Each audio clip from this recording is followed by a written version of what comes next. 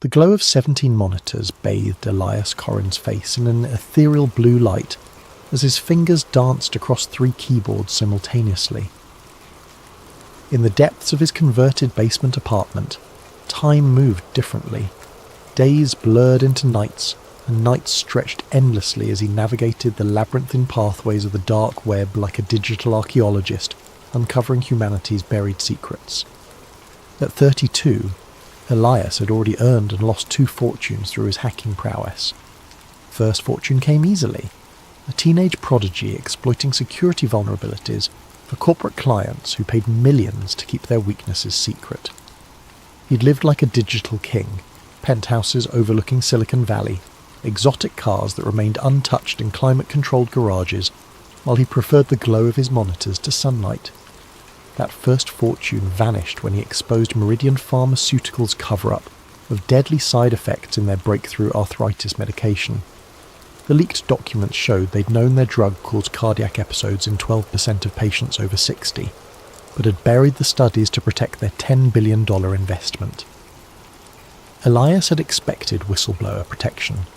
Instead, he found himself blacklisted from every major tech company, his reputation destroyed by a coordinated character assassination campaign that painted him as an unstable idealist who couldn't be trusted with sensitive information. The second fortune came from smaller clients, criminal organisations, corporate espionage rings, government contractors who needed deniability. The work paid well but corroded his soul, each job pulling him deeper into the shadows of the digital underworld. That money disappeared into legal fees after a wrongful arrest for hacking the Federal Reserve, a crime he hadn't committed but couldn't prove he hadn't, given his reputation and the circumstantial evidence that seemed perfectly crafted to implicate him. 2 years in minimum security prison had shown him the true cost of challenging powerful systems. The other inmates respected his technical skills, but the guards treated him like a dangerous terrorist. Solitary confinement stretched for months whenever he complained about conditions or tried to organise better treatment for his fellow prisoners. By the time he was released on a technicality, evidence had mysteriously gone missing. He'd learned that the system didn't just punish dissent, it transformed dissidents into cautionary tales. Now, money meant nothing to him, only truth mattered. His obsession with secret societies began innocently enough. A childhood fascination sparked by his grandfather's stories about World War II intelligence operations. The old man had worked as a codebreaker for the OSS, predecessor to the CIA, and had filled young Elias's imagination with tales of hidden messages and shadow wars. After his grandfather's death when Elias was 12, he'd found boxes of declassified documents in the attic, revealing just how much of recent history had been shaped by invisible hands. That childhood fascination evolved into a methodical hunt for evidence as he grew older and acquired the technical skills to dig deeper than amateur conspiracy theorists ever could. While other hackers chased Bitcoin fortunes and corporate espionage contracts, Elias pursued shadows and whispers, digital phantoms that most people dismissed as paranoid delusions. He'd spent years infiltrating closed forums where former intelligence operatives shared war stories, decrypting abandoned hard drives from defunct government contractors, and following digital breadcrumbs through the dark web's most obscure corners. His apartment had become a digital monastery dedicated to the pursuit of hidden truth, every surface covered with the tools and detritus of obsessive investigation. The apartment reflected his singular focus. Pizza boxes stacked like ancient monuments between towers of computer equipment, energy drink cans forming metallic armies across every surface, and cables snaking through the darkness like digital veins feeding his electronic ecosystem. His only companions were the hum of cooling fans working overtime to prevent his overclocked processors from melting down, and the occasional satisfied grunt when another firewall fell to his expertise. The basement location was perfect for his needs, thick concrete walls that muffled sound and blocked electromagnetic interference, a dedicated power line that could handle his massive electrical requirements, and most importantly, no windows for curious neighbours to peer through. He'd been living there for 18 months, ever since his release from prison, paying cash to a landlord who asked no questions as long as the rent arrived on time. His setup was a temple to digital paranoia. 17 monitors arranged in a semicircle around his custom-built chair, each screen dedicated to different aspects of his ongoing investigations. 3 keyboards allowed him to manage multiple intrusion attempts simultaneously, while a collection of smartphones, each running different operating systems and connected to various networks through proxy chains, kept him connected to his sources around the globe. The walls were lined with hard drives, each containing terabytes of encrypted data collected from years of systematic investigation. Backup systems ensured that even if authorities raided the apartment, copies of everything would remain safely hidden in data centers across 3 continents. He'd learned from his previous arrests that physical evidence was only as secure as your ability to keep it out of enemy hands. Tonight felt different. As rain drummed against the boarded windows, he'd covered them himself for security reasons. Elias's automated scanners detected something unusual. The software he'd written monitored thousands of government servers simultaneously, looking for anomalous data signatures that might indicate classified information stored in supposedly routine systems. Most alerts were false positives, but after years of refinement, his algorithms had learned to distinguish between genuine anomalies and random digital noise. This particular signal was trying too hard to look ordinary, which was exactly what made it suspicious. A government proxy server deep within the Department of Homeland Security's network infrastructure was handling traffic patterns that didn't match any known legitimate use. The data packets were the right size and frequency to appear routine, but they carried encryption signatures that suggested military-grade security protecting something far more sensitive than typical administrative communications. Most hackers would have dismissed it as a honeypot, a trap designed to lure in digital intruders, but Elias had learned to read between the digital lines over years of careful observation. This signal felt different, older, like it had been running for decades without anyone paying attention to what it was actually protecting. He leaned back in his chair, cracking his knuckles with the deliberate ritual of a surgeon preparing for a complex operation. The proxy was 3 layers deep in government infrastructure, protected by military-grade encryption that would take months to crack through conventional means. But Elias had developed unconventional means over the years. His fingers resumed their dance, this time with the measured precision of a master pianist performing a familiar concerto. Code flowed across his screens like poetry written in 1s and 0s, each line bringing him closer to whatever lay hidden in the digital vault. As the final encryption layer crumbled at 3:47 a.m, Elias held his breath. The archive that materialized before him contained terabytes of data, but it was the file structure that made his pulse quicken. Everything was organized with the kind of meticulous care reserved for the most sensitive operations. Categorical folders with cryptic names like cultural implementation, behavioral modification, and asset management. He opened the first file and the world as he understood it began to unravel. The contracts appeared first, hundreds of them, stretching back decades like a paper trail through the shadow history of American culture. Entertainment companies, advertising agencies, record labels, movie studios, television networks, and news corporations all bound by identical non-disclosure agreements that ran to thousands of pages each. The legal language was deliberately obscure, buried in terminology that would confuse even experienced corporate lawyers who specialized in media contracts. But Elias had taught himself to decode legal doublespeak during his prison sentence, spending countless hours in the law library learning how power structures protected themselves through linguistic camouflage. Each contract referenced cultural programming initiatives and synchronized messaging protocols, with payment structures that dwarfed typical entertainment industry deals. Millions of dollars flowing to seemingly random projects, indie films that barely recouped production costs, music albums that never charted, advertising campaigns for products that didn't seem to exist. All payments were approved by a shell company called Apex Cultural Dynamics, whose corporate registration traced through a labyrinthine network of offshore entities. Elias followed the money trail through banks in Switzerland, shell corporations in the Cayman Islands, trust funds in Luxembourg, and holding companies in jurisdictions he'd never heard of. Every lead ultimately vanished into legal structures so complex they seemed designed more for obfuscation than profit. The internal memos were more revealing, written in the casual tone of executives who felt completely secure in their communications.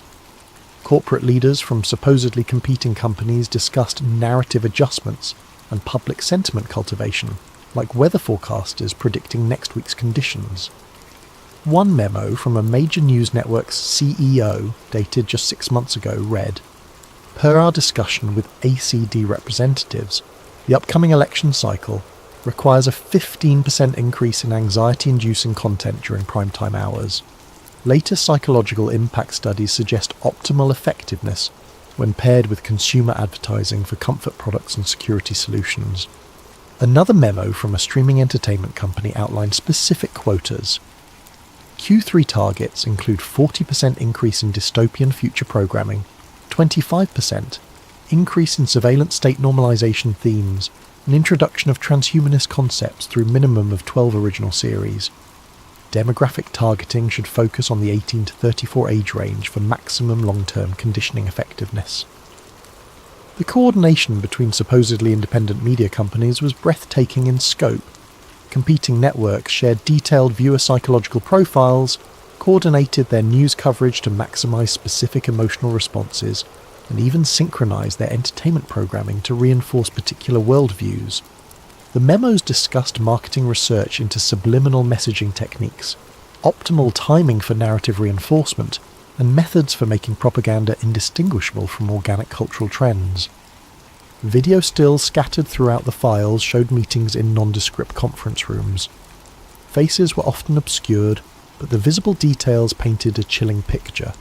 Executives from competing companies sitting side by side, reviewing presentations with titles like Mass Behavioral Prediction Models and Subliminal Integration Techniques. But it was the symbols that made Elias's blood run cold. They appeared everywhere, in corporate logos embedded in document headers, even watermarked into video files. The all-seeing eye perched atop pyramids, numerical sequences that corresponded to occult traditions, and geometric patterns that seemed random until viewed through the lens of esoteric knowledge. As dawn broke unnoticed outside his boarded windows, Elias began constructing his theory. The Illuminati weren't just folklore, they were real, organised, and operating in plain sight. Rather than ruling through force or political manipulation, they had evolved into something far more sophisticated. Cultural engineers who shaped reality through the careful manipulation of information and entertainment. The fragments suggested a coordinated effort spanning decades. Movies that promoted specific worldviews, music that carried subliminal messages, news coverage that guided public opinion toward predetermined conclusions. Every major cultural event seemed to serve a purpose beyond mere profit or entertainment. Elias created a new encrypted partition on his most secure drive and began organising the evidence. Each piece of the puzzle revealed new connections, new layers of coordination that defied conventional understanding of how media and culture operated.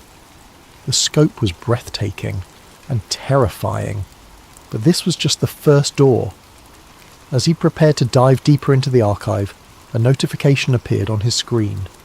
New files were uploading automatically to the server, added in real time from sources around the globe. The conspiracy wasn't just historical, it was happening now, every day, with machine-like precision. Elias smiled grimly and opened another energy drink. He had work to do. 3 days of continuous analysis revealed patterns so pervasive they defied coincidence. Elias's custom data mining algorithms had processed thousands of hours of Super Bowl halftime shows, major film releases, top-charting music, and primetime television programming, cross-referencing them with the archived documents he'd discovered. His software compared visual elements, audio frequencies, narrative structures, and symbolic content with mathematical precision that human observation alone could never achieve. The results were undeniable and terrifying. Every major halftime show since 2005 contained specific visual elements that served purposes beyond entertainment. Choreographed movements formed geometric patterns when viewed from aerial cameras, patterns that matched sacred geometry principles known to influence human consciousness.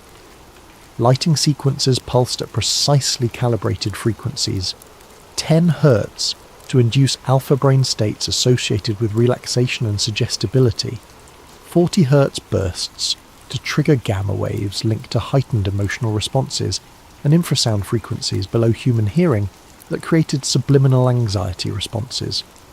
The costume designs weren't random fashion choices.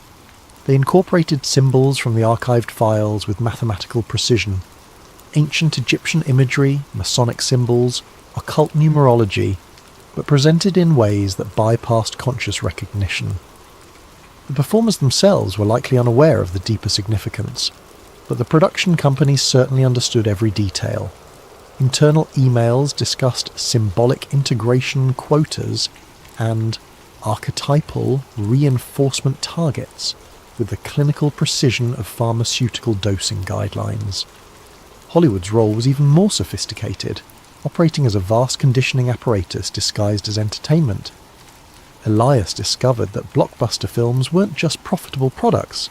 They were psychological programming exercises designed to shift public consciousness over decades. Action movies systematically normalized surveillance states, extrajudicial violence, and the acceptability of authoritarian responses to perceived threats. Romantic comedies promoted specific relationship models that prioritize consumption, instant gratification, and emotional instability over lasting partnership and family formation. Science fiction films served as perhaps the most insidious tool of all. They introduced technological and social concepts years before their real-world implementation, ensuring public acceptance when they finally emerged.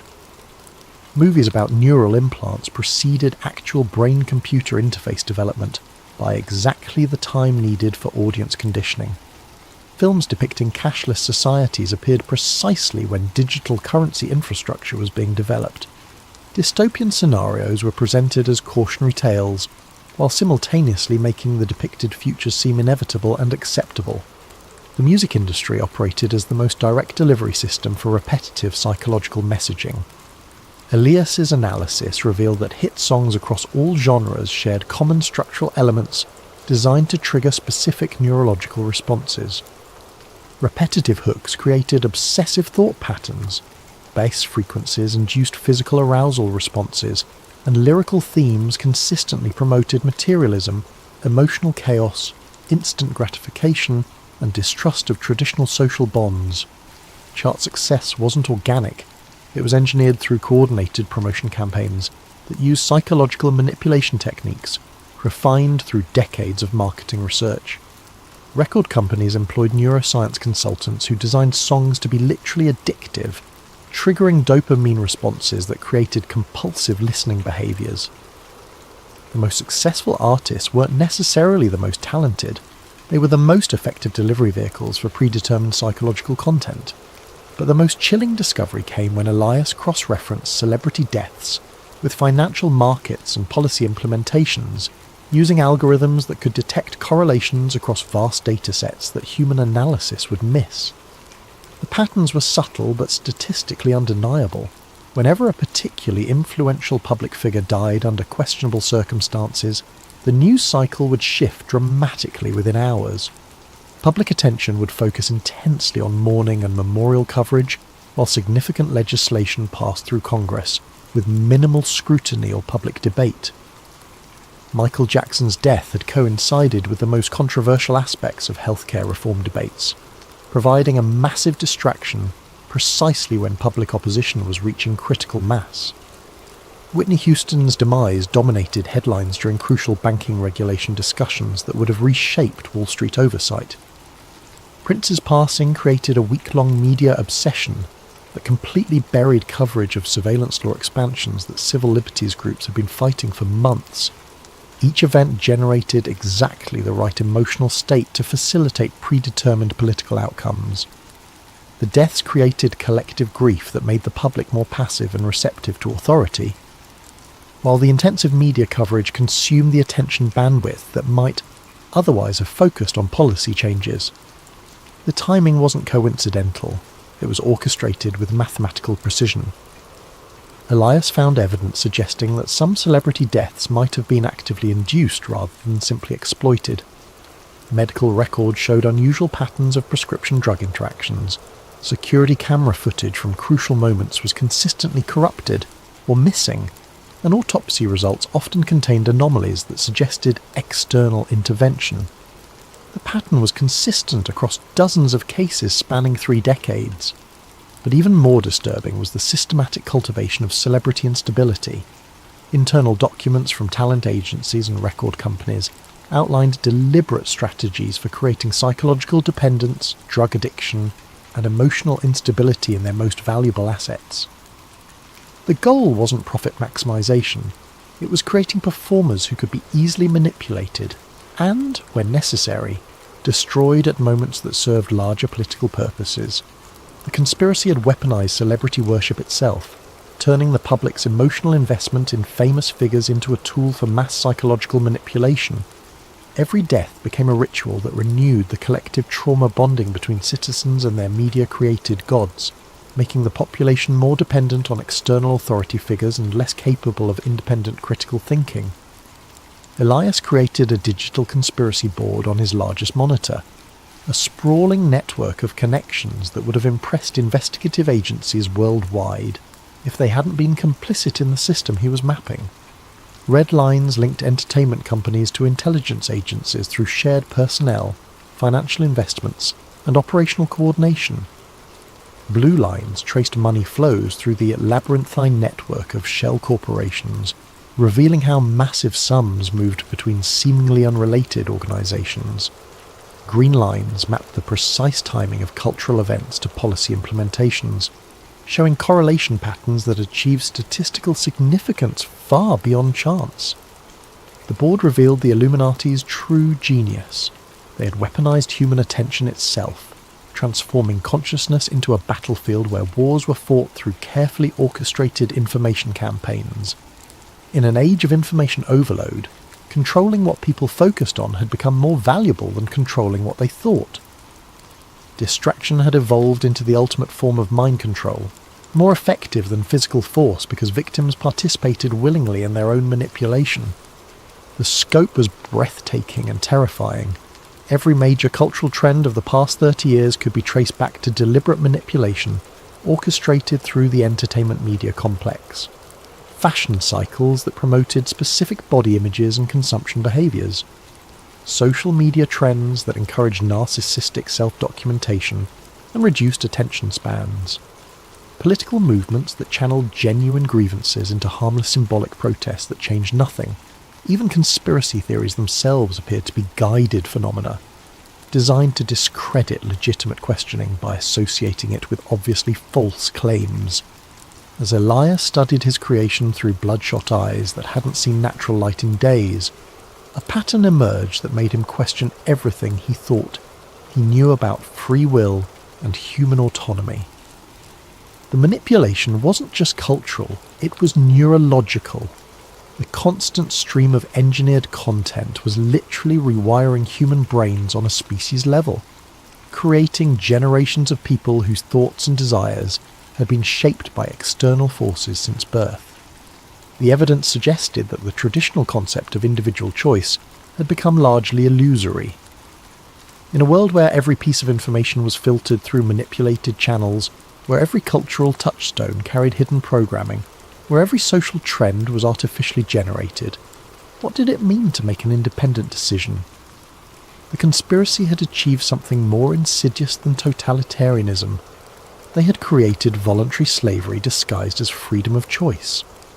As Elias studied his creation, a pattern emerged that made him question everything he thought he knew about free will. Every major cultural trend of the past 30 years could be traced back to deliberate manipulation.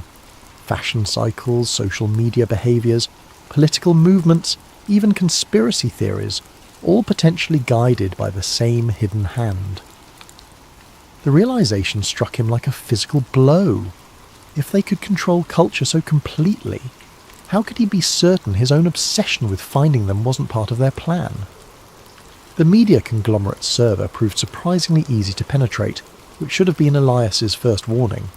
Titan Communications owned 17 major news networks, 43 radio stations, controlling interests in 12 social media platforms, and content distribution deals with virtually every major streaming service. Their annual revenue exceeded the GDP of most small nations, and their influence over global information flow was effectively unparalleled in human history. Their security should have been impenetrable. Military contractors protected their networks. They employed former NSA specialists as cybersecurity consultants, and their server farms were housed in facilities that rivaled government installations. Yet Elias's intrusion tools sliced through their defences like a hot knife through butter, encountering minimal resistance and no countermeasures.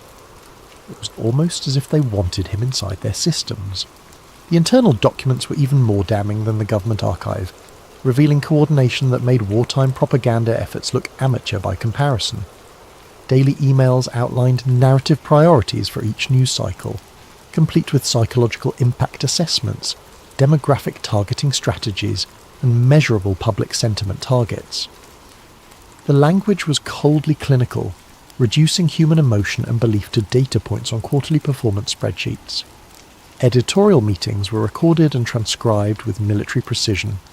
News directors from supposedly competing networks participated in weekly coordination calls, where they discussed upcoming stories, agreed on messaging frameworks, and divided coverage responsibilities to ensure comprehensive narrative saturation.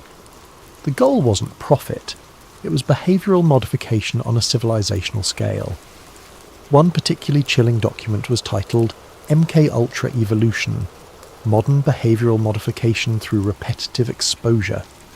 It outlined techniques that made the CIA's infamous mind control experiments look primitive and inefficient by comparison. Rather than targeting individuals through drugs and trauma, the new methods focused on mass psychological conditioning through carefully orchestrated media campaigns that operated below the threshold of conscious awareness. The manual explained in disturbing detail how repetitive exposure to specific imagery, sound frequencies, narrative structures, and emotional triggers could alter brain chemistry over extended periods. Citizens weren't being brainwashed in the traditional sense. They were being neurologically rewired through their daily media consumption, with changes that accumulated gradually over years and decades. The process was so subtle and pervasive that victims never realized their thoughts weren't entirely their own. Predictive programming emerged as a central technique in their arsenal. By introducing concepts, technologies, and social changes through fictional entertainment, before implementing them in reality, the manipulators could bypass critical thinking entirely. Audiences would unconsciously accept new surveillance technologies, social norms, and political systems because they had been psychologically prepared through years of entertainment conditioning that made the changes feel familiar and inevitable. The technique was devastatingly effective because it exploited fundamental aspects of human psychology.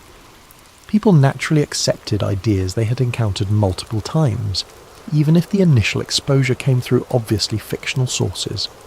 The brain treated repeated fictional scenarios as potential realities, creating neural pathways that made actual implementation feel like a natural progression rather than a radical change.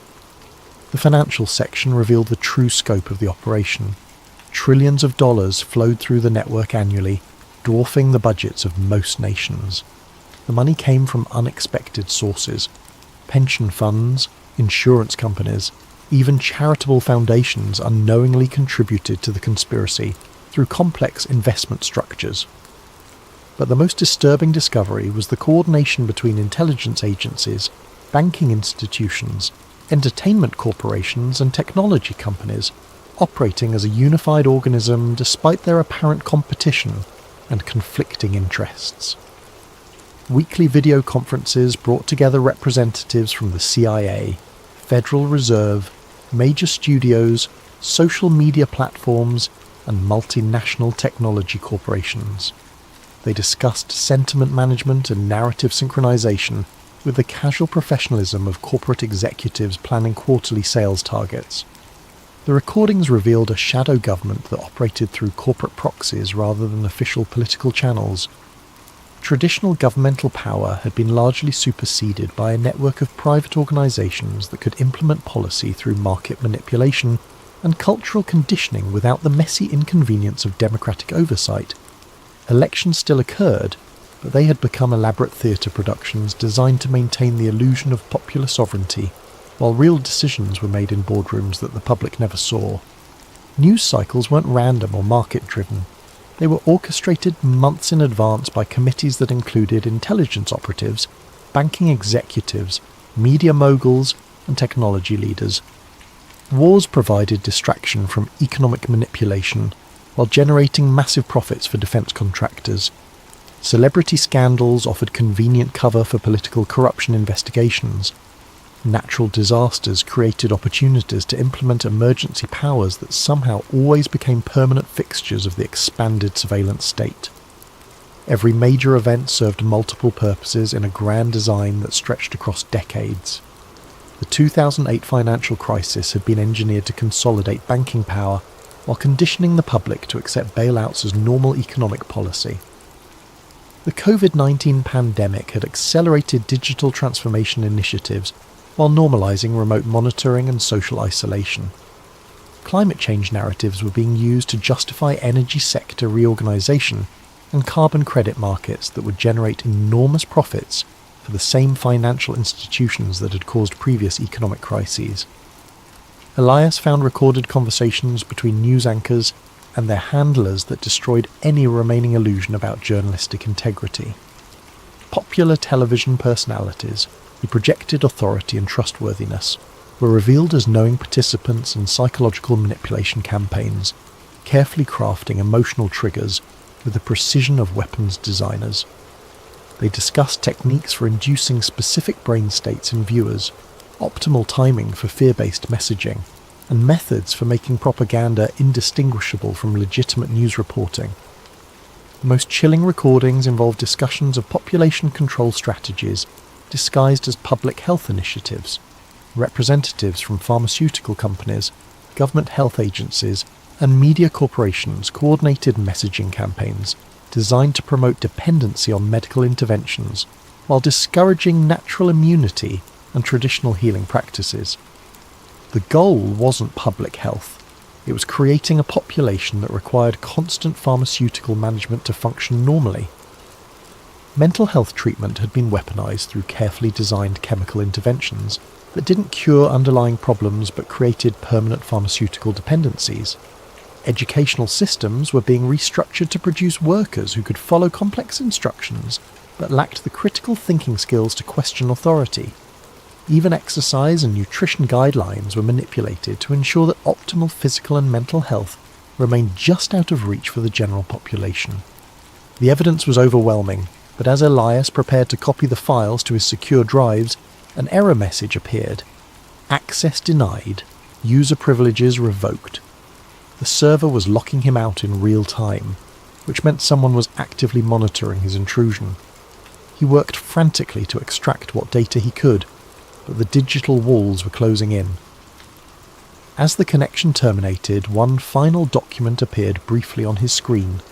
A personnel file with his photograph and the header Asset Management, Elias Korrin.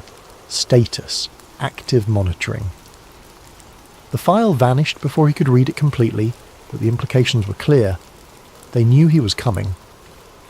Desperation drove Elias deeper into the network than he had ever dared venture.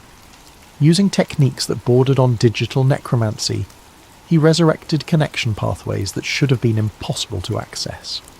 The risk was enormous. Each probe left digital fingerprints that could lead authorities directly to his door. But the glimpse of his own file had transformed his quest from curiosity to survival. The recordings he discovered in the deeper server vaults were audio files from meetings that shouldn't have existed, according to any official record. High-definition audio captured conversations between intelligence officials, Federal Reserve board members, entertainment executives, technology billionaires, pharmaceutical industry leaders, and representatives from organizations he'd never heard of, but whose influence seemed to span continents. They discussed the future of human consciousness like generals planning military campaigns against an enemy population.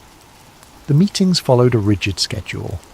Every third Wednesday of each month, participants would gather in a location identified only as the facility to review progress on what they called the Integration Project. The audio quality suggested advanced surveillance equipment, possibly indicating that someone within their organisation was documenting everything for purposes that remained unclear. One recording from a meeting dated 6 months ago made his blood freeze in his veins. Phase 7, implementation has exceeded all projections, reported a woman's voice that analysis software identified as belonging to a major pharmaceutical company executive. Antidepressant dependency rates have reached 23% of the adult population in target demographics. Cognitive function degradation is proceeding on schedule, with marked decreases in long-term planning abilities and resistance to authority structures.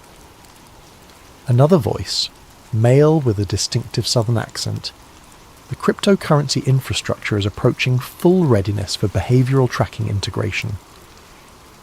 Once we achieve real-time monitoring of every financial transaction, thought control becomes mathematically precise.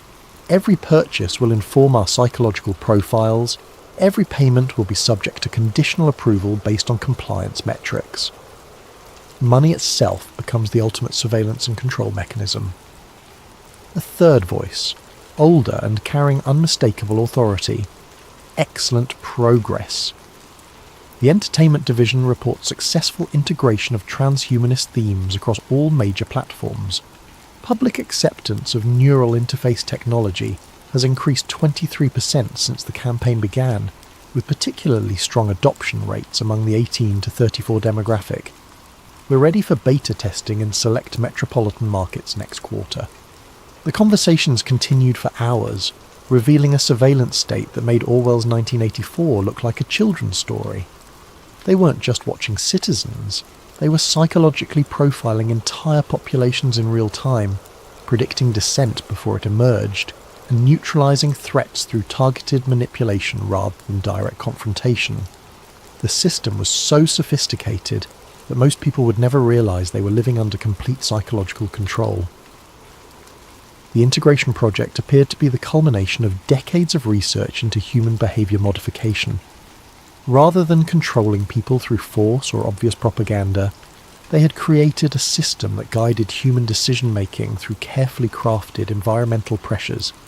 Every choice citizens made was influenced by factors they never recognized as external manipulation, creating the illusion of free will while ensuring predetermined outcomes.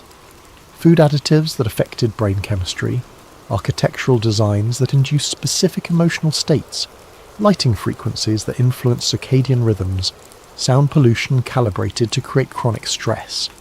Every aspect of modern life had been optimized to create psychological conditions that made populations easier to manage.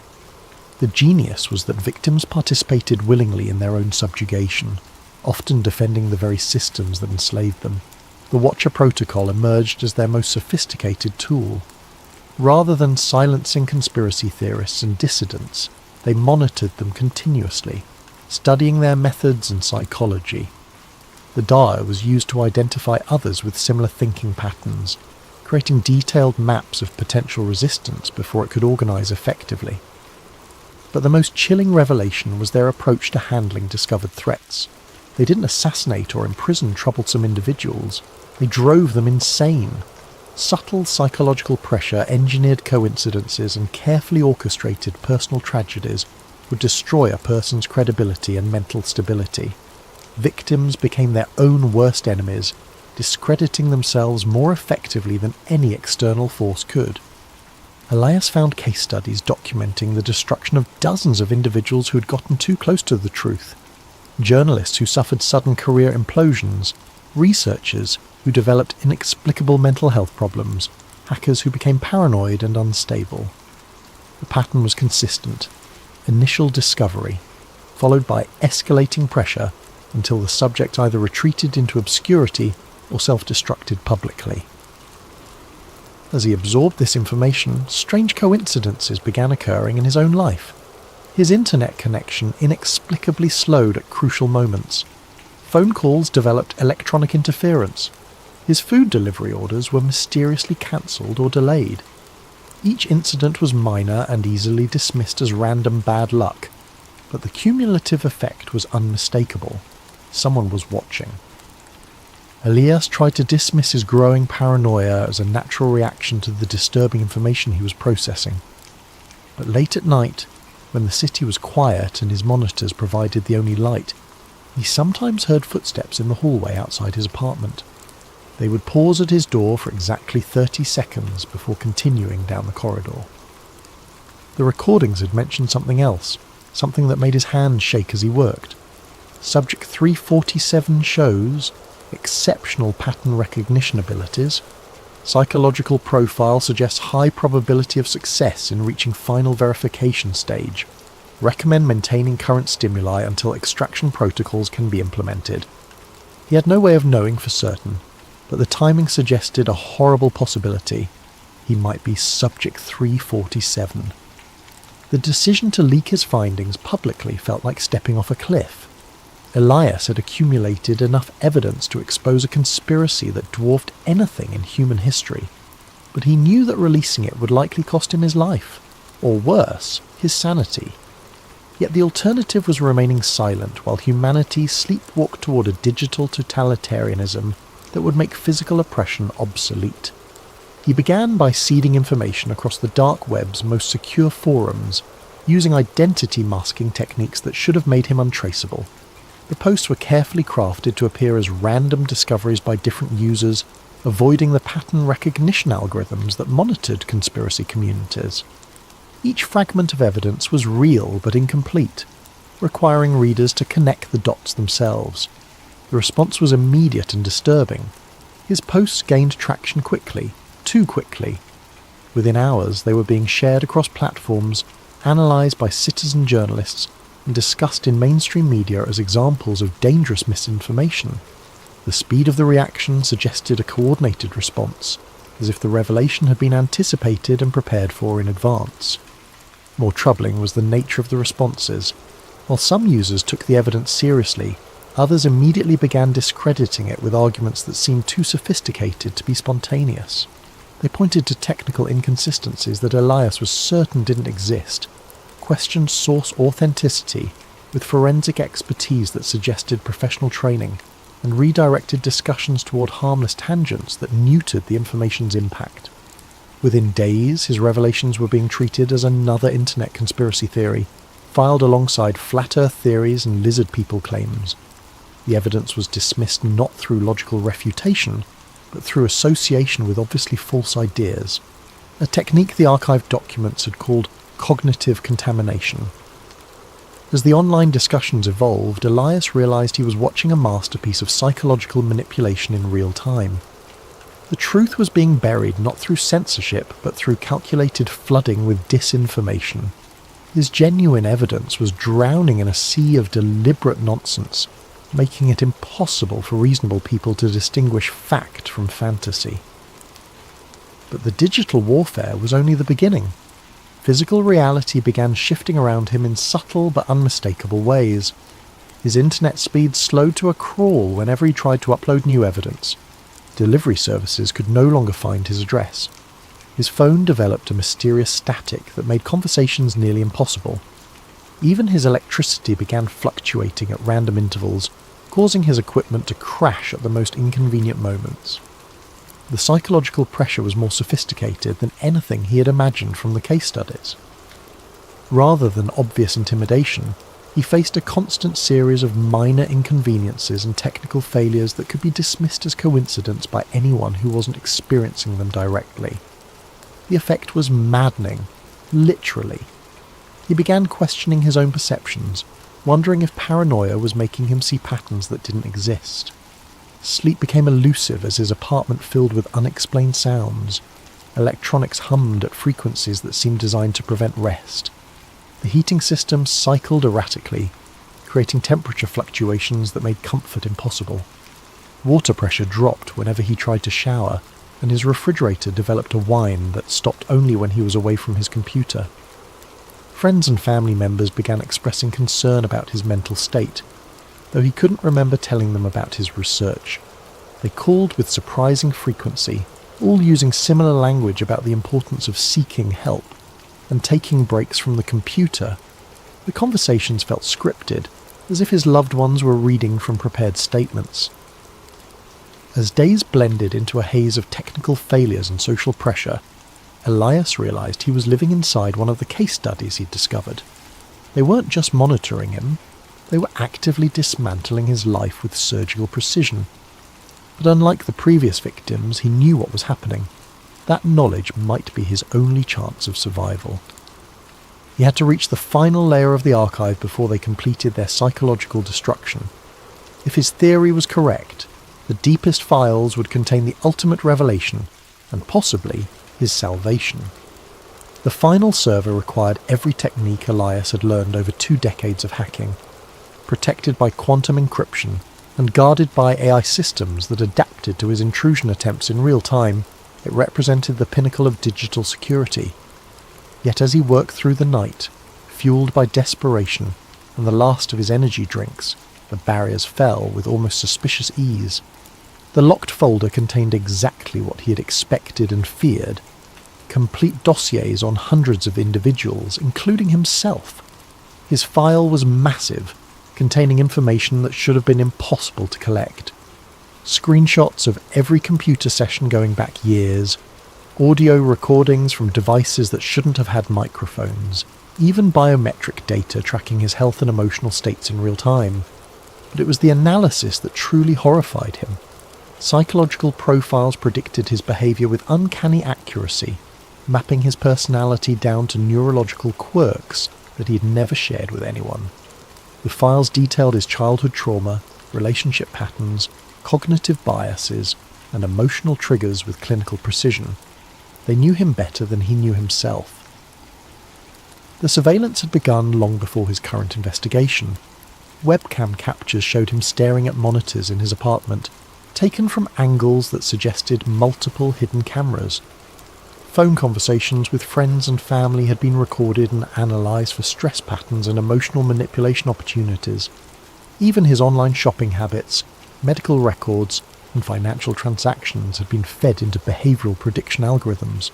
Most disturbing was the timeline. The earliest entries in his file dated back 15 years, to when he had first begun investigating conspiracy theories as a college student. They hadn't just discovered his activities, they had been watching and shaping them from the beginning. Every major breakthrough in his hacking skills, every connection he had made in underground communities, every piece of evidence he'd uncovered, all had been carefully orchestrated. The documents revealed the true scope of his manipulation. The pharmaceutical company he had exposed years earlier, the leaked documents had been strategically placed for him to find. The wrongful arrest that had cost him his fortune, engineered to isolate him and fuel his paranoia. Even his current apartment had been selected for him, the basement location perfect for the psychological pressure techniques they planned to employ. But the most shattering revelation was still to come. As he scrolled through terabytes of personal data, a video file caught his attention. The timestamp showed it was recorded 3 days ago, the night he had first accessed the government server. The video showed him working at his computer, but the angle was impossible. The camera had to be inside his monitor, watching him as he discovered the conspiracy. He was staring at footage of himself reading about his own surveillance. The video continued, showing him creating his digital conspiracy board, making connections between entertainment companies and intelligence agencies, even the moment when he had first seen his own photograph in the corporate files. But there was something else, a timestamp in the corner that made no sense. According to the file properties, the video had been created 6 months before it was allegedly recorded. His hand shaking, Elias cross-referenced the timestamp with other files in his dossier. The pattern that emerged destroyed everything he thought he knew about his investigation. Every revelation, every breakthrough, every piece of evidence he had discovered, all had been prepared in advance. The conspiracy he had uncovered was real, but his discovery of it had been choreographed down to the minute. They hadn't just been watching him, they had been directing him, feeding him information at precisely calculated intervals, allowing him to feel the satisfaction of discovery, while ensuring he found only what they wanted him to find. His entire investigation was a performance, and he had been playing his role perfectly. The sound of footsteps in the hallway outside his apartment was no longer mysterious. It was his cue that the final act was about to begin. The timestamp that shattered Elias's world appeared in a routine system log, buried among thousands of other entries he might have overlooked in his haste to process the overwhelming data. But his pattern recognition skills, honed by decades of digital archaeology, caught the anomaly immediately. His surveillance file had been created 3 years before he had even begun his serious investigation into secret societies. Not updated, not modified, created. The implications spread through his mind like digital wildfire. Every forum post that had sparked his interest, every breadcrumb of evidence he had followed, every contact who had guided him toward new information sources, all had been carefully planted elements in an elaborate psychological experiment. He wasn't hunting the Illuminati. He was their laboratory rat, navigating a maze they had constructed specifically for him. The files reveal the true scope of the operation. Project Cassandra aimed to study how individuals with specific psychological profiles could be guided toward predetermined conclusions while believing they were conducting independent research. Elias was test subject 347 in a series that had already processed thousands of potential dissidents, conspiracy theorists, and amateur investigators. The methodology was diabolical in its sophistication. Rather than suppressing information, they had created controlled leaks that satisfied the subject's desire for hidden truth, while ensuring that any revelations served their ultimate purposes. Every conspiracy theorist who believed they had uncovered secret plots was actually participating in a massive behavioural study that helped refine mass manipulation techniques. But Project Cassandra served another purpose, creating the perfect patsies. When subjects like Elias inevitably attempted to share their discoveries, the public would dismiss them as delusional paranoids. The conspiracy theorists discredited themselves more effectively than any government censorship could, providing cover for the real operations happening in plain sight. The genius was circular. They used genuine conspiracies to hide their conspiracy, to create conspiracy theories. The Ouroboros of manipulation consumed its own tail while strengthening the head. Elias found video recordings of planning meetings where researchers discussed his psychological profile like entomologists studying an insect. His obsessive personality, his need for validation through intellectual superiority, his isolation and distrust of mainstream society, all were noted as advantageous traits for the experiment. They had identified him as an ideal subject before he had even begun his journey into the digital underground. The recordings were clinical in their detachment. Subject 347 shows exceptional persistence and pattern recognition abilities. Recommend accelerating the revelation timeline to achieve maximum psychological impact. His technical skills allow for more sophisticated evidence plants than previous subjects. Agreed. The deep web forums are seeded and ready. Will allow him to discover the entertainment industry connections next week, followed by the financial networks the following month. Estimated timeline to complete breakdown, 6 to 8 months. What about extraction? Standard protocol. Once he achieves full paranoid state, we'll activate the final revelation. The cognitive dissonance should ensure complete psychological collapse within 72 hours. Subject will either retreat into catatonic withdrawal or self-eliminate. Either outcome serves project goals.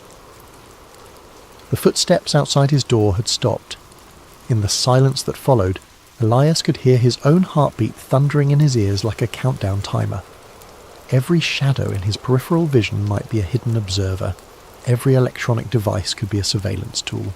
Even his own thoughts felt compromised, infected by the knowledge that his mind had been invaded and mapped by researchers who understood his psychology better than he did.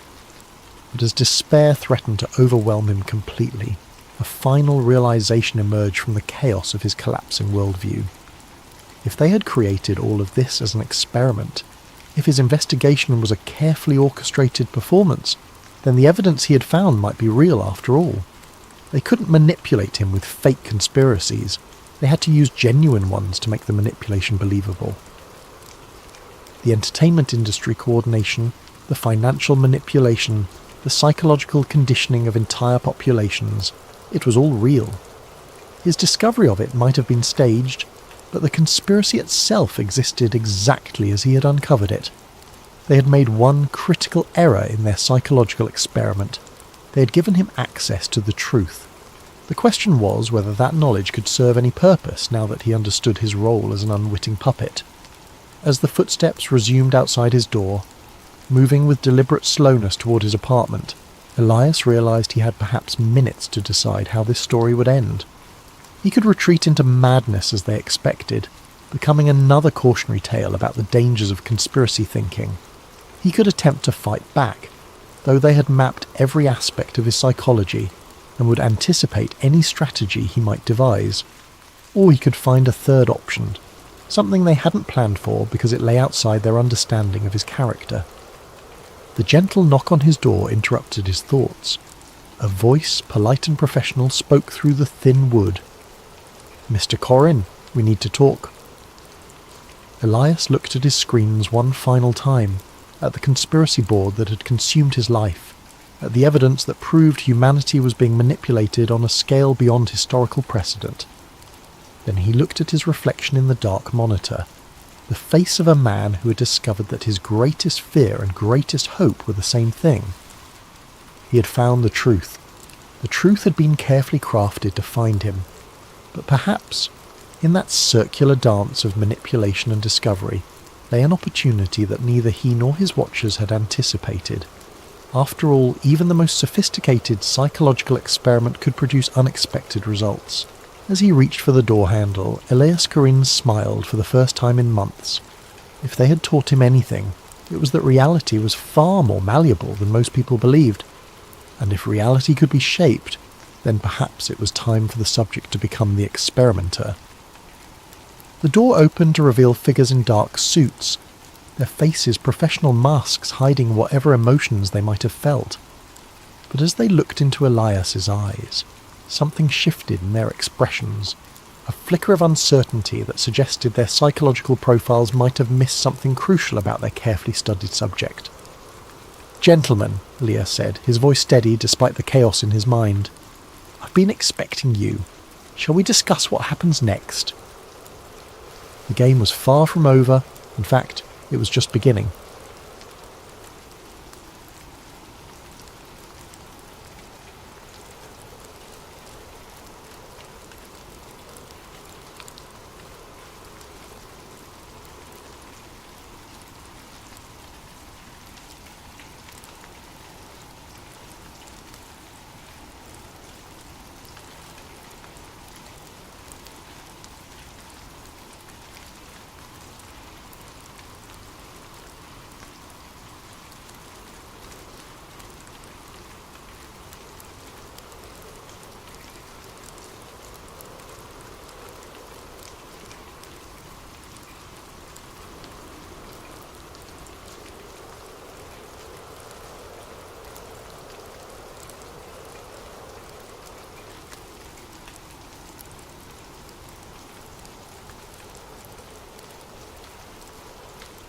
The fluorescent lights of the 24-hour post office buzzed like dying insects as Evan Marshall fumbled for his keys in the artificial twilight of 3 a.m.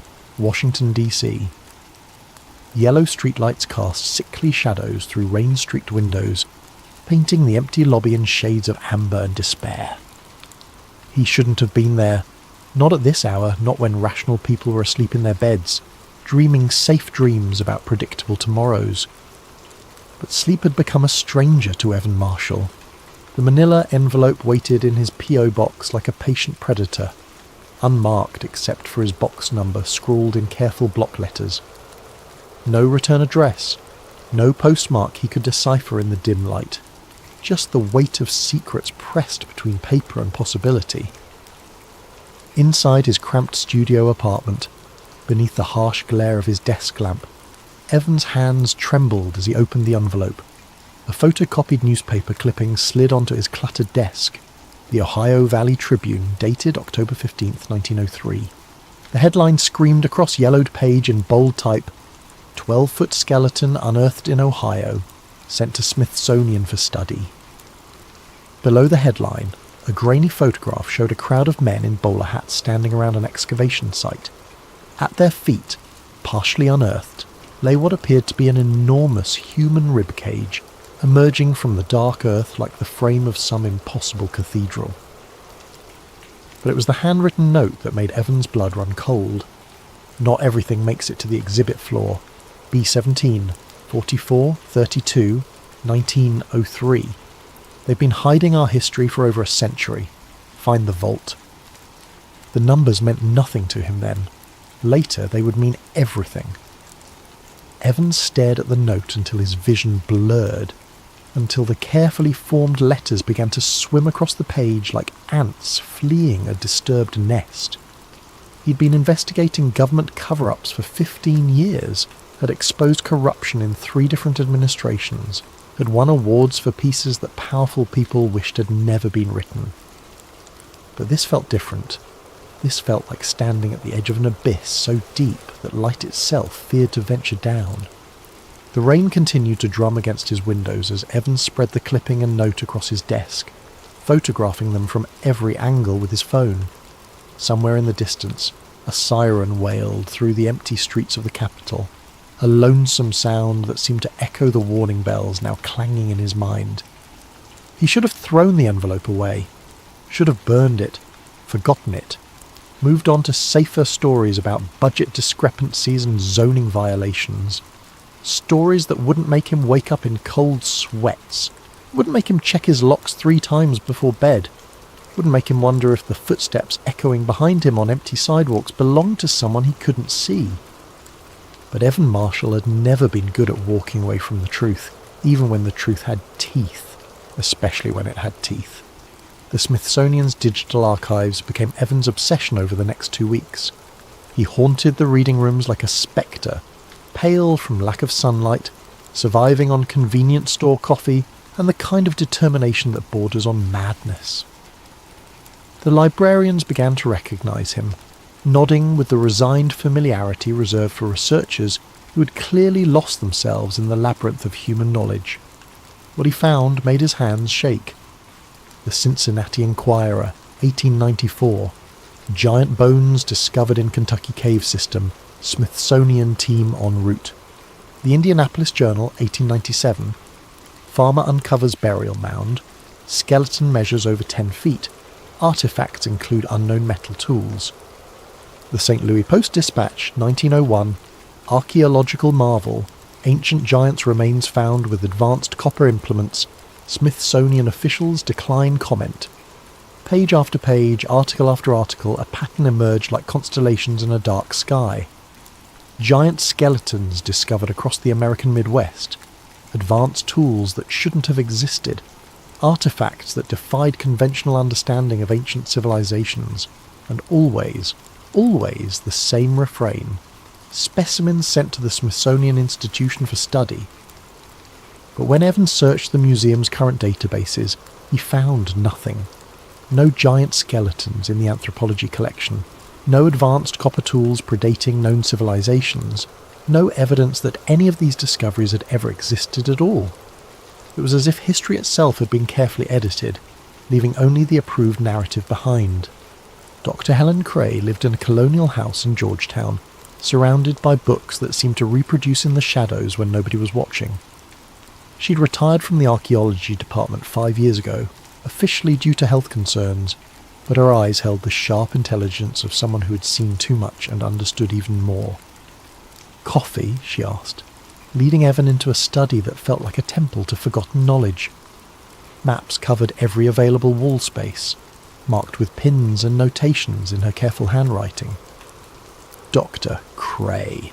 I'm investigating reports of large skeletal remains that were allegedly sent to the Smithsonian over a century ago, Evan began, settling into a chair that had probably been old when Lincoln was president. I've found dozens of newspaper accounts, but no corresponding records in the museum's current collections. Helen's cup paused halfway to her lips. She set it down with the deliberate care of someone buying time to choose their words. Mr. Marshall, in my 40-year career, I learned that archaeology is as much about what we choose not to display as what we put behind glass. What do you mean? There are problematic finds, artifacts that don't fit the accepted timeline of human development, remains that challenge our understanding of ancient populations. She walked to one of her maps, tracing her finger along what appeared to be excavation sites marked throughout the Ohio River Valley. In my early days, I heard whispers about storage facilities that weren't on any official floor plan, collections that existed in a kind of academic purgatory. Evan leaned forward. "You're talking about a cover-up." "I'm talking about institutional priorities," Helen corrected, but her tone suggested the distinction was largely academic. "The Smithsonian has always been more than just a museum, Mr. Marshall. It's a guardian of national narrative, and some stories are considered too disruptive to tell." She turned from the map, her expression grave. "If you start pulling on this thread, you won't like where it leads. There are people who have built their entire careers on maintaining certain silences. They don't appreciate journalists who ask inconvenient questions." "Are you trying to warn me off?" Helen smiled, but it was the kind of smile that belonged at funerals. "I'm trying to keep you alive, young man. The last researcher who got too close to this particular truth, well, let's just say he decided to pursue other interests. Very suddenly. Very completely." As Evan walked back to his car, he noticed a black sedan that seemed to be following him at exactly the speed limit.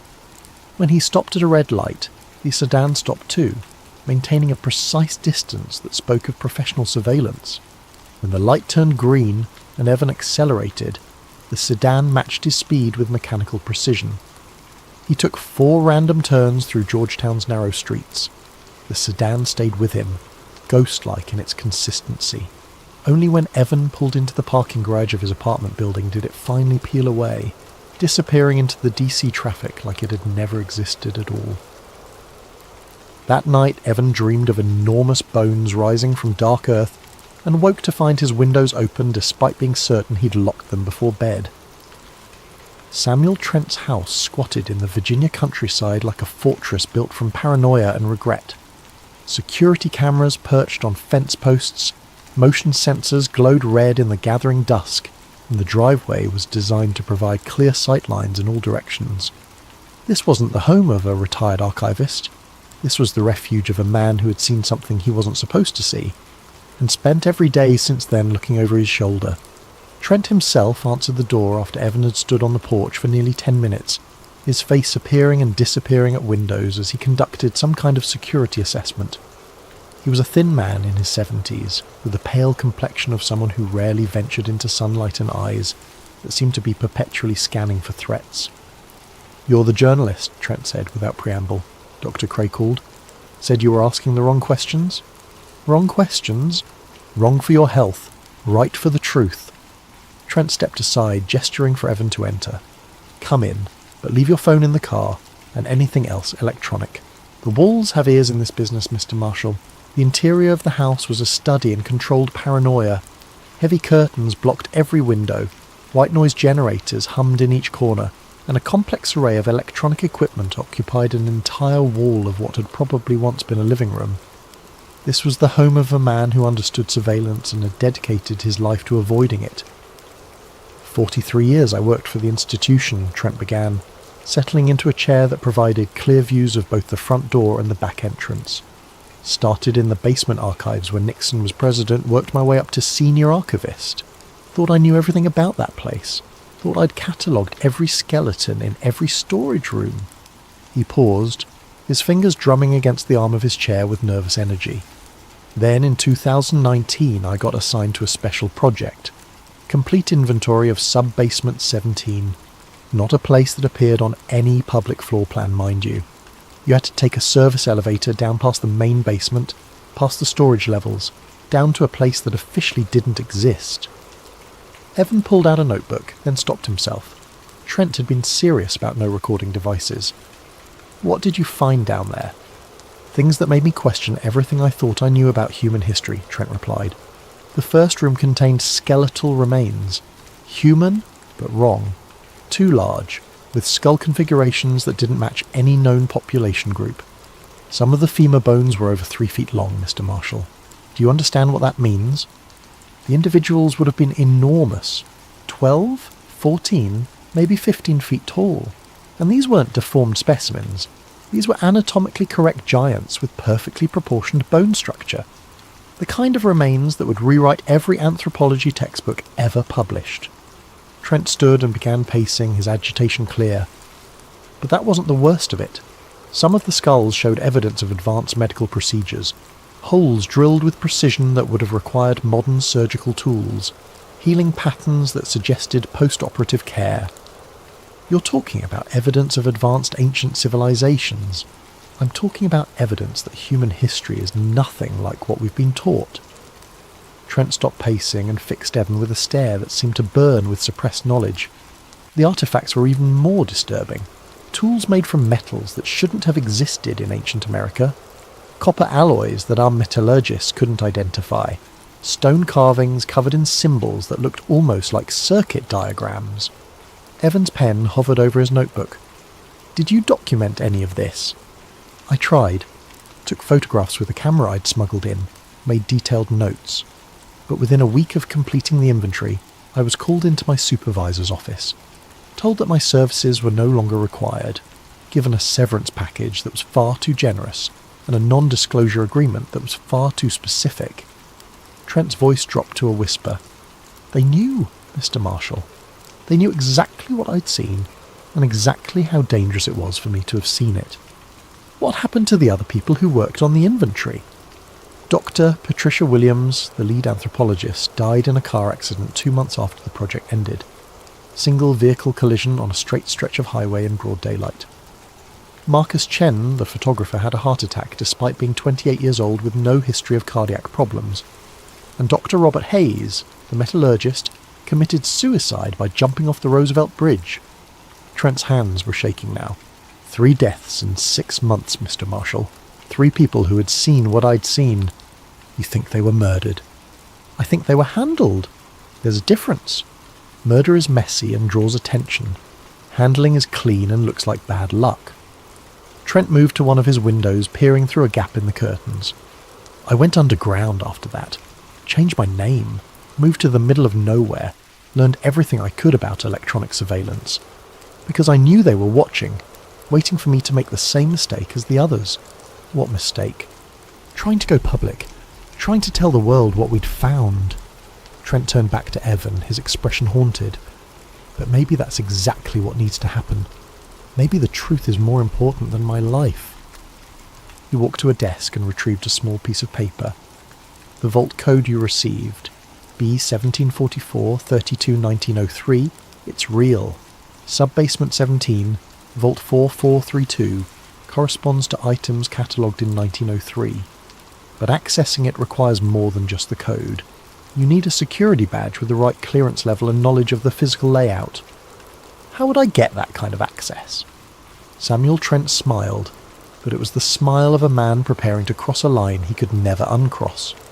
Mr. Marshall, what I'm about to tell you will either get you the story of the century or get you killed. Possibly both. As evening settled over the Virginia countryside, Evan listened to Trent describe security protocols, shift changes, and the exact route to an elevator that didn't appear on any building schematic. And in the back of his mind, a voice whispered that he was about to step through a door that would change everything. Not just his understanding of history, but his understanding of the forces that shaped what people were allowed to know. The truth, Evan was beginning to realize, was a more dangerous possession than he had ever imagined. The Smithsonian's annual Contributors Gala provided perfect cover. 200 wealthy donors mingling in the Museum of Natural History's main hall, servers in white jackets weaving through crowds with trays of champagne and carefully crafted hors d'oeuvres. Evan had spent 3 days perfecting his disguise as a catering company employee, complete with forged credentials and a borrowed uniform that fit well enough to pass casual inspection. The hardest part wasn't getting inside. It was maintaining his composure while surrounded by exhibits that now felt like elaborate lies. Every display case seemed to mock him with its carefully curated version of human history. Homo sapiens, the only human species, early tool use in ancient civilizations, the development of agriculture, 10,000 BCE. All of it potentially false, all of it potentially designed to hide something far more extraordinary and threatening. Champagne, sir? Evan offered a tray to a middle-aged man in an expensive suit. using the opportunity to position himself near the service entrance that led to the restricted areas. "Wonderful event," the man replied, selecting a glass. "Though I sometimes wonder what marvels they keep locked away from public view. My grandfather used to claim the Smithsonian had artefacts that would shock the world." Evan's hand nearly trembled as he balanced the tray. "Oh? What kind of artefacts?" "Family stories. Probably nonsense. Something about giant bones and impossible technologies." The man laughed and moved on, leaving Evan standing frozen in a crowd of oblivious donors. Even the rumours had rumours. At 9:47 p.m, exactly when Samuel Trent had predicted, security guard Martinez headed to the loading dock for his smoke break. Evan slipped through the service door, his heart hammering against his ribs like a trapped bird. The service corridors of the Smithsonian were a maze of beige walls and fluorescent lighting, filled with the institutional smell of cleaning supplies and old secrets. Following Trent's directions, Evan descended a staircase marked "Authorised Personnel Only" and found himself in the main basement. Then another level down to sub-basement 1, where crates of unopened exhibits waited in climate-controlled storage. But Trent had been specific. He needed to go deeper. The service elevator was exactly where Trent had described it, hidden behind a door marked "Electrical Do Not Enter." Evan's hands shook as he swiped the cloned security badge he'd acquired, through channels he preferred not to think about too carefully. The magnetic lock disengaged with a soft click that sounded like thunder in the empty hallway. The elevator was small and unremarkable, with buttons for floors that shouldn't have existed. B1, B2, B3, and at the bottom, B17. Evan pressed the button and felt the elevator descend far deeper than should have been possible. The building above couldn't have extended this far underground. This wasn't just sub-basement storage. This was something that had been deliberately hidden beneath the foundation of American history.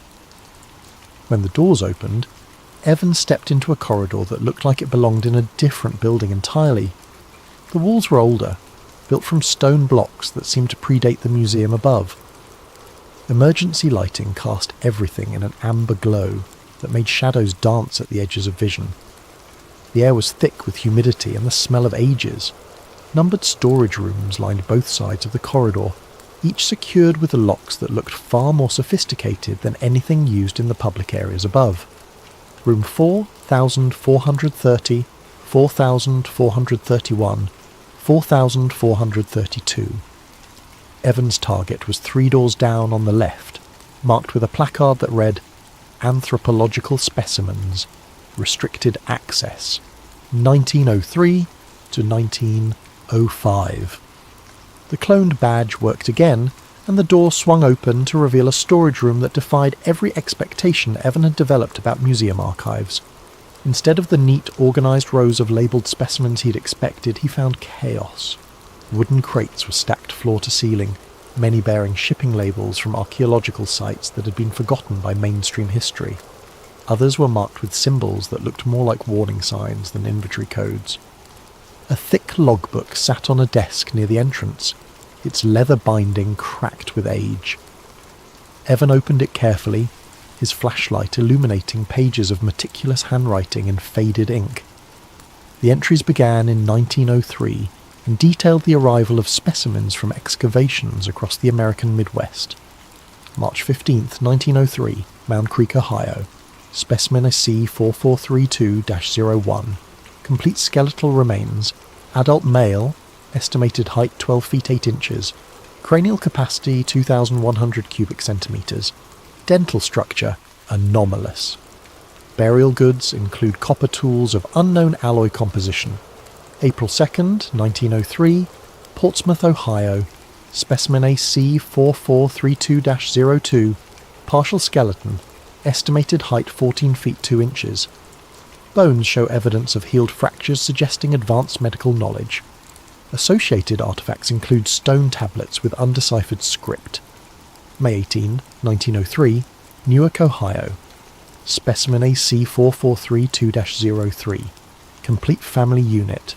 2 adults, male 13 feet 1 inch, female 11 feet 9 inches, and 1 juvenile, estimated age, 12 to 14, height 8 feet 4 inches. preserved with unknown chemical process. Grave goods suggest advanced metallurgy. Page after page documented the same impossible pattern. Giants with advanced medicine. Copper tools that predated known metallurgy. Stone carvings that suggested literacy in civilizations that supposedly had no written language. And then, abruptly, in August 1903, the entries stopped. The last notation read simply, "Transfer to B-17 per directive. All documentation to be archived under Special Classification Protocol 7. Evan photographed every page, his camera's flash momentarily illuminating the storage room like lightning. But as he reached the final entries, a sound froze him in place. The distant ding of an elevator arriving at B-17. Footsteps echoed in the stone corridor. Multiple people moving with the purposeful stride of security personnel who had found something they weren't supposed to find. Voices, low and professional, discussing containment and cleanup in terms that made Evan's blood run cold. He had perhaps 30 seconds before they reached room 4432. Evan closed the logbook, slipped it under his jacket and looked desperately around the storage room for another exit. There, a ventilation grate near the ceiling, large enough for a person to crawl through if they were motivated by the kind of terror that makes impossible things possible. The voices were closer now, discussing badge readings and unauthorized access. Evan climbed onto a crate, forced open the ventilation grate and pulled himself into a narrow shaft that seemed to extend into darkness in both directions. Behind him, the storage room door opened and flashlight beams swept across the space he'd occupied moments before. "Room's been accessed," a voice reported. "Someone was definitely here. Logbooks missing." "Find them," another voice replied with cold authority. "This facility has been compromised. Initiate containment protocol." Evan crawled through the ventilation system like a man possessed, following a shaft that seemed to lead upward through the building's infrastructure. His phone had no signal this deep underground, but the camera had stored everything he'd photographed. The evidence was real, documented, undeniable, if he could survive long enough to share it. The ventilation shaft ended at a grate that opened into a mechanical room 3 floors above sub-basement 17. Evan emerged covered in dust and grime. His knees scraped raw from crawling through metal ducting, but alive and temporarily beyond the reach of whoever was conducting the search below. The mechanical room was filled with the building's heating and cooling equipment, providing cover and the steady hum of a white noise that would mask any sounds he might make. But he couldn't leave. Not yet. Not when he was this close to the truth. The logbook had mentioned transfer to B-17, which suggested that the artifacts in room 4432 were just records. The actual specimens, the giant skeletons, the impossible tools, the evidence that could rewrite human history, were stored somewhere else in this underground complex. And Evan had a suspicion about where that might be. Samuel Trent had described Vault 4432 as a records room, but had hinted at something deeper. The real collection, he'd said, requires more than just a security badge. It requires clearance that most employees don't even know exists. Evan studied the building schematics he'd memorized, cross-referencing them with Trent's descriptions and the security protocols he'd observed. If the Smithsonian was hiding evidence of pre-Columbian giants and advanced ancient civilizations, they wouldn't store it in a simple records room. They'd put it in a facility designed for the most sensitive materials, climate-controlled, seismically stable, accessible only to the highest levels of clearance. A vault, a real vault, built deep underground and protected by security measures that would make Fort Knox envious. Using service corridors and maintenance passages, Evan made his way back towards sub-basement 17, but this time he followed a different route. Instead of heading to the storage rooms, he looked for the kind of infrastructure that would support a serious security installation. Power conduits, ventilation systems designed for sensitive equipment, reinforced walls that suggested something more important than simple storage. He found it at the end of sub-basement 17 behind a door marked only with a number. B-17 Secure. The door was steel, built into a frame that extended deep into reinforced concrete walls. This wasn't museum storage, this was government-level security. The cloned badge wouldn't work here. This required biometric scanning, multiple authentication factors, and clearance levels that probably required presidential approval. But Evan had advantages that the security designers hadn't anticipated. He had desperation, a complete disregard for his own safety, and 40 years of institutional paranoia to guide his thinking. The ventilation system for the secure area was separate from the rest of the building, but it still required intake and exhaust ports. And those ports, designed to be inaccessible to anyone without specialised equipment, provided another way inside for someone willing to risk everything. Evan found the intake shaft 2 corridors away, hidden behind a panel that looked like part of the wall. The shaft was smaller than the one he'd used to escape, barely wide enough for his shoulders, but it led directly into the heart of the secure facility. He could hear the hum of sophisticated climate control equipment, the subtle electronic sounds of security systems monitoring an environment that contained something unprecedented. The shaft ended at a grate that looked down into a room that defied comprehension. Vault B-17 Secure was enormous, carved from living rock and supported by steel beams that suggested engineering capabilities far beyond what should have been necessary for a museum storage facility. The space was filled with display cases arranged in precise rows, each containing specimens that challenged everything Evan thought he knew about human history. Giant skeletons stood in reinforced glass cases, their bone structure perfect and their dimensions impossible. Some were over 15 feet tall, with skulls that suggested brain capacities far beyond modern humans. Others showed evidence of medical procedures that shouldn't have existed in ancient times. Precisely drilled holes that had healed completely, surgical scars that spoke of advanced anatomical knowledge, dental work that looked almost modern in its sophistication. But the skeletons were just the beginning. Other cases contained tools that seemed to be made from metals that didn't exist in nature. Copper alloys with properties that modern metallurgy couldn't duplicate.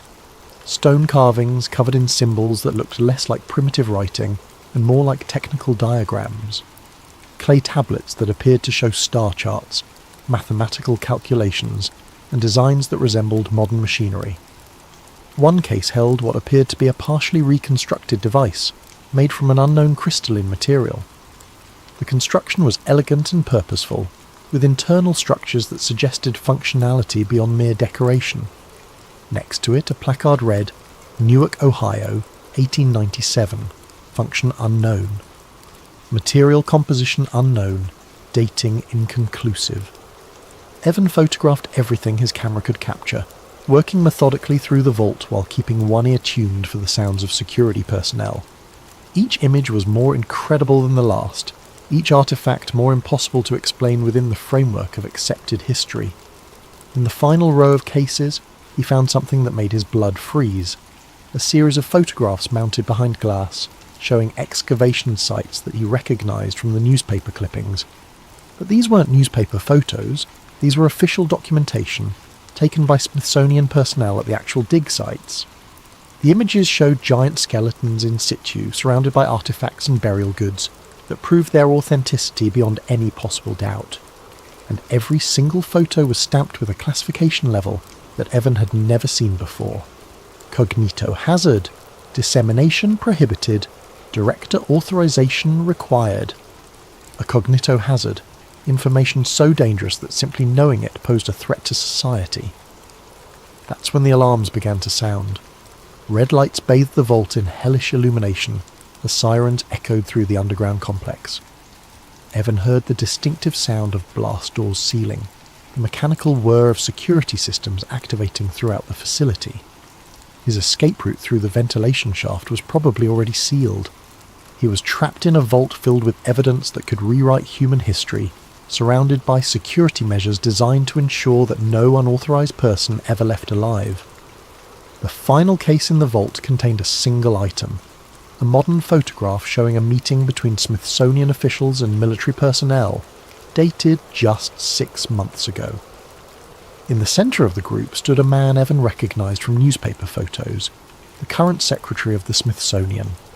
He was shaking hands with someone in military uniform, while behind them, clearly visible through an open doorway, giant skeletons stood in their display cases. The implications hit Evan like a physical blow. This wasn't just historical cover-up, This was an ongoing conspiracy involving the highest levels of both academic and military authority. The giants weren't just being hidden, they were being actively studied, and that study was being conducted outside any civilian oversight. Footsteps echoed in the corridor outside the vault. Multiple people, moving with military precision.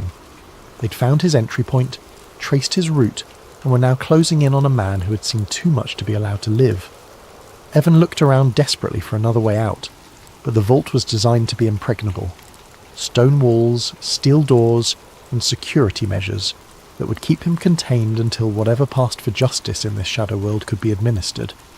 That's when he noticed something the vault designers had probably considered a minor detail: the emergency fire suppression system.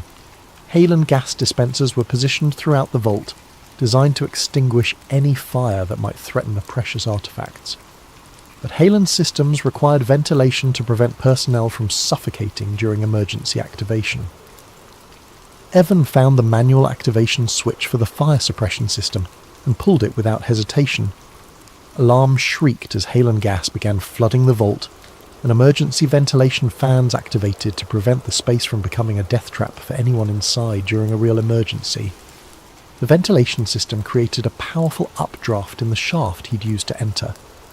Evan climbed back into the intake vent just as the vault doors opened and security personnel poured in, their voices muffled by gas masks and the chaos of alarms. He rode the updraft through the ventilation system like a man shot from a cannon, the powerful fans pulling him through shafts and ducts at speeds that would have been impossible under normal circumstances. Behind him he could hear voices shouting about containment failure and unauthorized documentation. Evan emerged from an exhaust vent on the roof of the Natural History Museum, gasping in the cold Washington air and covered in soot from the building's ventilation system. Below him, security vehicles were surrounding the building with military efficiency. Above him, helicopters circled with searchlights that turned night into day. But in his camera were dozens of photographs that proved everything: giant skeletons, impossible artifacts, official documentation of a conspiracy that reached the highest levels of government. Evidence that human history was a carefully constructed lie designed to hide something far more extraordinary and threatening. All he had to do now was survive long enough to share it with the world. As Evan climbed down from the museum roof using emergency access ladders, he realized that his life as Evan Marshall was over. Whatever came next would require a new identity, new name, and a level of paranoia that would make Samuel Trent look optimistic. The truth, he now understood, was not just stranger than fiction. It was more dangerous than he had ever imagined possible. The DC sewer system became Evan's underground railroad to freedom. The service tunnel he'd discovered led directly into the storm drainage network that ran beneath the National Mall, a concrete labyrinth that city planners had built without considering that it might one day hide someone fleeing from the keepers of humanity's greatest secret. Evan waded through knee-deep water that smelled of decay and urban runoff, his camera equipment sealed in the waterproof bag he'd learned to carry during years of investigative work in hostile environments. Above him, he could hear the sounds of a massive search operation: helicopters, vehicles, and what sounded like enough personnel to invade a small country. They were taking no chances with containment this time. The tunnel system extended for miles, connecting with drainage networks that reached every corner of the city. Evan had studied these maps during his preparation, knowing that any investigation of government secrets might require unconventional exit strategies. He'd never imagined using that knowledge to escape from something that made his previous exposés look like traffic violations. After 2 hours of navigating the tunnels by flashlight and sheer determination, Evan emerged from a drainage outlet near the Potomac River, several miles from the Smithsonian complex. The search operation was still visible in the distance, lights and helicopters focused on downtown DC, while he caught his breath in the shadow of a highway overpass. His hands were shaking as he checked his camera equipment. Everything had survived the journey. Dozens of photographs showing giant skeletons, impossible artifacts, and official documentation of a conspiracy that reached levels of government he was only beginning to understand. The evidence was real, undeniable, and so dangerous that people had died to keep it secret. But evidence meant nothing if no one ever saw it. Evan made his way to an all-night diner in Arlington, a place that existed in the margins of respectable society, and asked no questions about customers who looked like they'd been swimming in sewage. The waitress, a woman who'd clearly seen everything the city had to offer, brought him coffee and a towel without comment. In the privacy of the diner's booth, Evan began uploading his photographs to an encrypted server he'd established years ago for exactly this kind of situation. The images uploaded slowly over the diner's Wi-Fi connection, each file representing evidence that could rewrite human history or get him killed. Probably both. As the final photographs uploaded, Evan's phone buzzed with a text message from an unknown number. "You've seen what you weren't meant to. Leave DEC now. This is your only warning." Evan stared at the message, his coffee growing cold as the implications sank in. They had his phone number. They'd tracked him to this location. The technology that could accomplish that level of surveillance suggested resources far beyond what any civilian organisation should possess. He paid for his coffee with cash and left through the diner's back exit, abandoning his phone in a dumpster and switching to protocols he'd developed for the most sensitive investigations. No credit cards, no electronic communication, no patterns that sophisticated surveillance could predict or track. The bus station was 3 miles away, reachable through back streets and industrial areas where security cameras were sparse and facial recognition software would struggle with the angles and lighting. Evan purchased a ticket to Philadelphia using cash and a fake ID he'd maintained for emergencies, then settled into a seat at the back of a Greyhound bus that smelled like disinfectant and broken dreams. As the bus pulled out of DC, Evan watched the city recede behind him and tried to process what he'd discovered. Giants had lived in ancient America. They'd possessed advanced technology and medical knowledge that shouldn't have existed. They'd left behind artifacts that suggested civilizations far more sophisticated than anything in the approved historical narrative. And the Smithsonian Institution, the organization entrusted with preserving and sharing human knowledge, had been actively hiding this evidence for over a century. The hotel in Philadelphia was the kind of place that rented rooms by the hour and accepted cash without asking for identification. Evan locked the door, wedged a chair under the handle and checked the windows for alternate escape routes. Paranoia wasn't a luxury anymore, it was a survival skill. Using a laptop purchased with cash from a pawn shop, Evan accessed his encrypted server and began organising the evidence. The photographs were clear, undeniable and absolutely damning. Giant skeletons with perfect bone structure, artifacts made from impossible materials, official documentation proving that the Smithsonian had been hiding evidence of advanced ancient civilizations for over a century. But as he worked, Evan realised he faced a problem that went beyond simple journalism. This wasn't just a story about institutional cover-up. This was evidence of something that could fundamentally destabilise society's understanding of human history. The classification stamp he'd seen in the vault haunted him. COGNITOHAZARD. Information so dangerous that simply knowing it posed a threat. What if the cover-up wasn't about protecting institutional reputation? What if it was about protecting civilization itself? Evan pushed the thought aside. Truth was truth, regardless of how uncomfortable it made people. The public had a right to know that their understanding of human history was built on carefully constructed lies. He began creating multiple copies of the evidence, distributing them across different servers and platforms to ensure that the information couldn't be suppressed or destroyed. If something happened to him, the truth would still survive. At 3 a.m, his hotel room door exploded inward. 3 figures in tactical gear poured through the opening, moving with military precision and carrying weapons that looked far more sophisticated than standard law enforcement equipment. Evan dove behind the bed as dart-like projectiles embedded themselves in the wall where his head had been moments before. Not bullets, tranquilizer darts. They wanted him alive. The laptop lay open on the bed, still displaying the photographs from the vault. One of the figures moved toward it, while the others began a systematic search of the room. Evan heard the distinctive sound of hard drives being wiped, memory cards being destroyed, evidence being systematically eliminated. But they were too late. The upload had completed hours ago. Evan slipped out the window onto a fire escape that overlooked an alley filled with dumpsters, and the kind of urban debris that accumulated in forgotten spaces. The drop was 20 feet onto concrete, but staying in the room meant disappearing into whatever black site facility these people represented. He jumped. The impact drove the breath from his lungs and sent lightning bolts of pain through his left ankle, but he was alive and mobile. Behind him, voices shouted coordinates and search vectors in the clipped professional tones of people who cleaned up messes for a living. Evan limped through Philadelphia's empty streets, using back alleys and industrial areas to avoid the kind of surveillance that had found him so quickly at the hotel.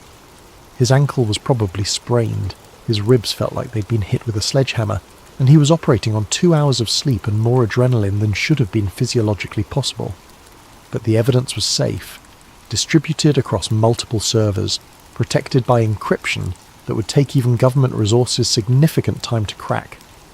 The truth about humanity's hidden history was no longer dependent on his survival. Dawn was breaking over Philadelphia when Evan finally stopped running and found refuge in a 24-hour laundromat. As he sat among the washing machines, listening to the rhythmic sounds of ordinary people doing ordinary things, he began to understand the magnitude of what he'd uncovered. The giants weren't just ancient history.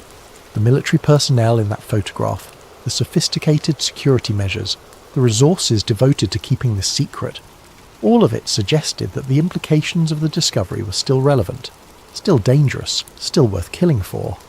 What if the giants weren't extinct? What if some aspect of their civilization had survived, hidden in the same shadows that concealed their remains? What if the cover-up wasn't about protecting the past, but about controlling the future?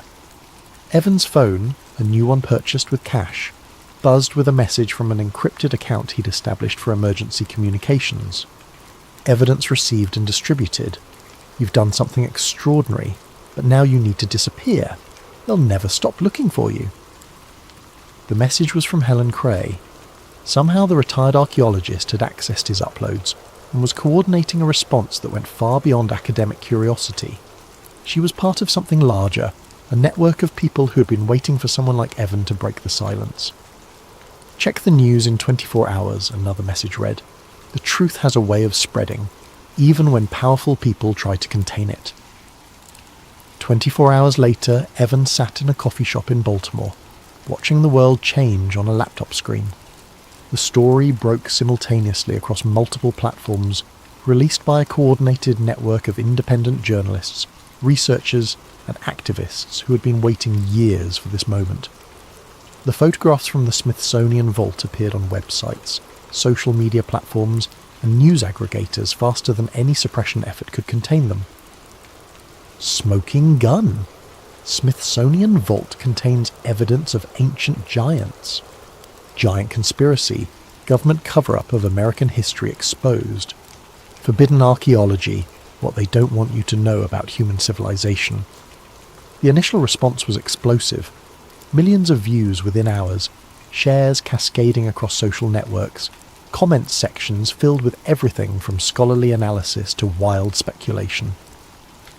For a brief, shining moment, it seemed like the truth might actually triumph over institutional power. Then the countermeasures began. The first photographs were flagged for policy violations on major platforms. Video analyses were labelled as misleading information and buried in search results. Fact-checking organisations published articles debunking the evidence before they could have possibly conducted meaningful analysis. Experts debunk giant skeleton hoax. Digitally altered images spread misinformation about Smithsonian. Conspiracy theory targets respected institution. Evan watched in real time as a sophisticated disinformation campaign neutralised evidence that should have rewritten human history. Bot networks amplified debunking articles while suppressing authentic analysis. Professional skeptics appeared on news programs to explain why the photographs were obviously fake, despite lacking access to the original files or technical expertise to make such determinations. Within 48 hours, the story had been successfully relegated to the margins of conspiracy theory websites and fringe research forums.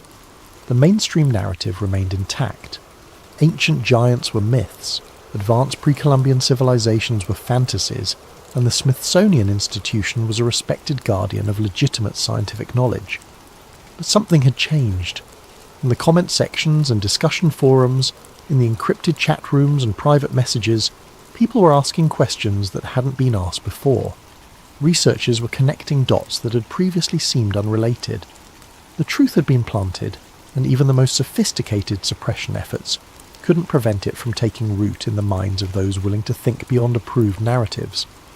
Evan received a final message from Helen Cray. The giants are still buried, but not for the reasons they want you to believe. Some truths are too dangerous for mass consumption, but too important to remain completely hidden. You've done your part. Now it's time to disappear. 3 years later, Evan Marshall no longer existed. The man who had been Evan Marshall lived under a different name in a small town on the coast of Ecuador, where American surveillance capabilities were limited and questions about one's past were considered impolite. He worked as a freelance translator, spoke fluent Spanish, and had learned to live with the kind of careful paranoia that kept dangerous men alive in dangerous times. But he still received the postcards. They arrived every few months, always from different locations, always containing the same minimal information, a date and a set of coordinates. No return address, no signature, no message beyond those simple facts. But Evan had learned to recognize the pattern. Each postcard marked the site of an archaeological discovery that never made the news, giant skeletons unearthed and quickly reburied, impossible artifacts found and immediately classified, evidence of advanced ancient civilizations discovered and systematically suppressed. The giants were still being found, and they were still being hidden.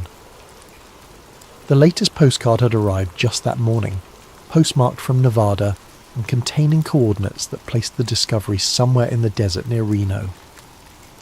Evan looked up the location on his computer and found nothing. No archaeological expeditions, no university research projects, no academic papers discussing significant finds in that region. But there had been seismic activity reported in the area 6 months ago. Minor earthquakes that had opened new caves and exposed previously hidden chambers. The kind of geological events that sometimes revealed secrets that had been buried for millennia. Evan poured himself a cup of coffee and watched the sun rise over the Pacific Ocean. Somewhere in the Nevada desert, evidence that could rewrite human history was being carefully catalogued and filed away in facilities that didn't officially exist. Somewhere in Washington, D.C., meetings were being held to determine how to manage information that was too dangerous for public consumption. And somewhere in the margins of the internet, the truth continued to spread in whispers and speculation, carried by people who had seen the evidence and refused to forget what they'd learned. The giants had walked the earth once. Their bones still rested in unmarked vaults beneath buildings that existed to preserve knowledge, while hiding the most important discoveries from those who had paid for them with their taxes and their trust. Evan finished his coffee and began planning his day. There were translations to complete, bills to pay, and the careful routine of a man who had learned to live invisibly in a world where the truth was more dangerous than any lie. But tonight, when the work was done and the day had faded into memory, he would update his encrypted files with the coordinates from the latest postcard. Because someday, when the time was right and the world was ready, someone would need to know where to look for the evidence that powerful people had worked so hard to hide. The giants were still buried, but not for the reasons they wanted you to believe. And Evan Marshall, the man who no longer existed, would make sure that someday someone would remember where to find them. The truth he had learned was patient. It could wait decades, centuries, millennia for the right moment to emerge. It could survive suppression, disinformation, and the deaths of those who tried to share it. Because the truth, unlike the people who tried to contain it, was immortal. And eventually immortal things always won.